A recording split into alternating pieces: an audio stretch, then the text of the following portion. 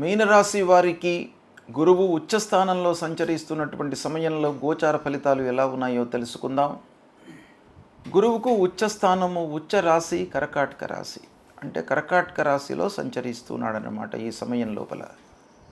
అయితే మీనరాశి జాతకులకు కర్కాటక రాశి ఏమవుతుంది? పంచమ స్థానం అవుతుంది. పంచమ స్థానము గోచార రీత్యా శుభస్థానంలో సంచరిస్తున్నాడు. అందున ఉచ్చస్థానంలో సంచరిస్తున్నాడు, రాస్యాధిపతి కూడాను అయినాడు. కాబట్టి మీనరాశి వారికి గురు గోచారము చాలా అనుకూలంగా ఉంటుంది.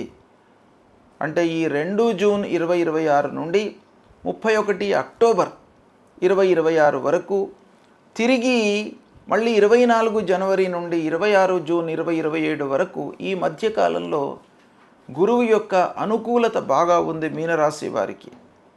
కాబట్టి మీనరాశి వాళ్లకు అనుకున్న పనులు నెరవేరుతాయి.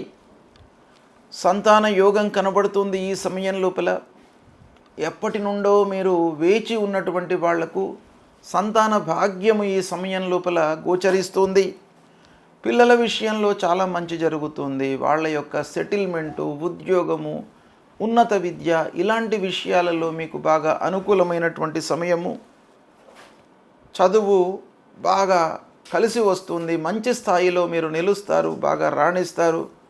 జ్ఞాన సముపార్జనకు కూడాను ఈ గురువు 5వ స్థానంలో ఉండడము, ఉచ్చ స్థానంలో ఉండడము చాలా అనుకూలమైనటువంటి సమయము. ప్రేమ వ్యవహారాలు కూడాను ఈ సమయం లోపల మీకు అనుకూలిస్తాయి యువకులకు. ఇకపోతే దైవభక్తి బాగా పెరుగుతుంది. వివాహాది శుభకార్య ప్రయత్నాలకు అనుకూలమైనటువంటి సమయము. వివాహాది శుభకార్యాలు చేస్తారు, శుభకార్యాలకు హాజరవుతారు.